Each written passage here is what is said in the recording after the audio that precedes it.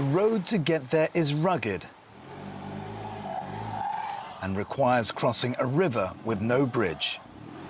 Deep in Kinabalu Park in the Malaysian state of Sabah is Mongus Substation, home to a garden where scientists are researching a plant Malaysia hopes will help it become a key player in the global electrical vehicle supply chain.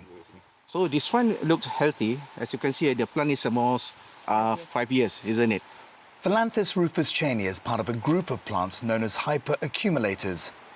They can absorb high levels of metals from soil into their tissues without suffering toxicity. Sabah in Borneo has an abundance of what's known as ultramafic soil enriched in nickel. This area is very special, especially on the Borneo side, because we have the tectonic or topography, the ultramafic and ultra-based soil. That means it has a natural heavy metals concentration, especially the nickel and the cobalt. Nickel is a vital component in lithium-ion batteries used in EVs.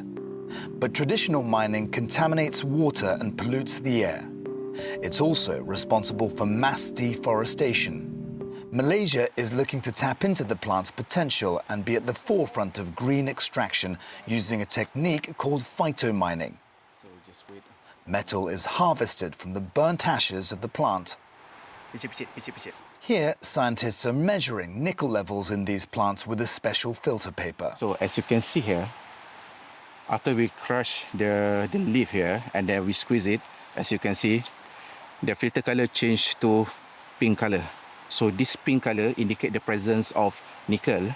The deeper the shade of pink, the higher the concentration. This is considered high concentration because from the indicator here, it shows pink color, show high amount of nickel. For Malaysia, the challenge is whether it can mine nickel this way on an industrial scale. Mungkin ini, dokter. Part of that depends on how well the plant grows. Without enough water, seedlings like this struggle to survive. Sometimes this is our challenge to the keep maintain, especially for the young seedling. But whenever they already grow, it's no problem anymore.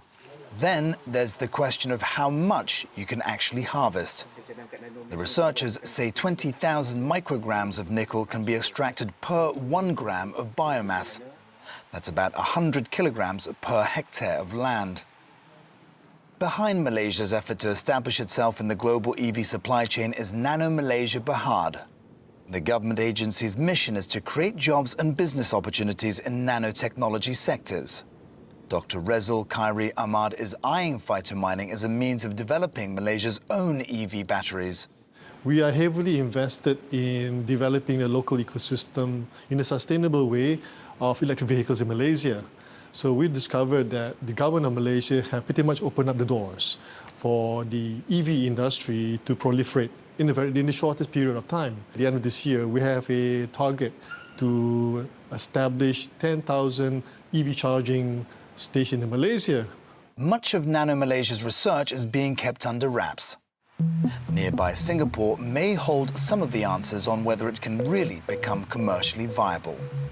Scientists at Nanyang Technological University are developing techniques to increase the amount of metal hyperaccumulators can absorb. These microscopic images show where metals are isolated in different parts of the plant. Professor Lam Yeng Ming leads the research here and says particles can be modified to increase uptake. They can double the concentration. It's already an improvement. So it's actually a development that can go over time. I think it's totally feasible, and I think it's a good direction to take as well.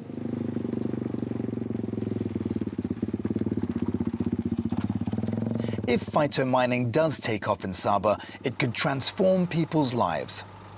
Despite its rich natural resources, it's one of Malaysia's poorest regions. Vivian Jeffrey is a groundsman at Mongus substation and lives in a shack with his family of 5. They struggle to get by. Jeffrey hopes the research will one day change their fortunes. I hope this opportunity can help provide a good education for my children. And hopefully in the future, my children can get better jobs. pekerjaan yang lebih. Nano Malaysia has set its sights on 2026 to begin harvesting its crops. Commercializing its mining capabilities will take time, but it aims to cement Malaysia's role in the competitive global EV market.